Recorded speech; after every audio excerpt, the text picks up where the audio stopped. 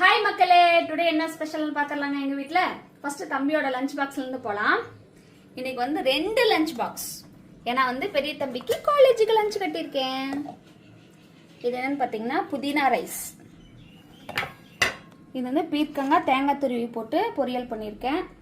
அப்புறம் பார்த்தீங்கன்னா இடையில வந்து சாப்பிட்டுக்கிறதுக்கு இவர் வந்து பாதாம் மட்டும் போட்டார். இவர் வந்து பேரிச்சம்பளம் பிஸ்தா பாதாம் மிக்ஸ் பண்ணி இவர் கொண்டு போகிறாரு பெரியவர். இவர் சின்னவருக்கு பேரிச்சம்பளம் வேண்டான்ட்டாருப்பா.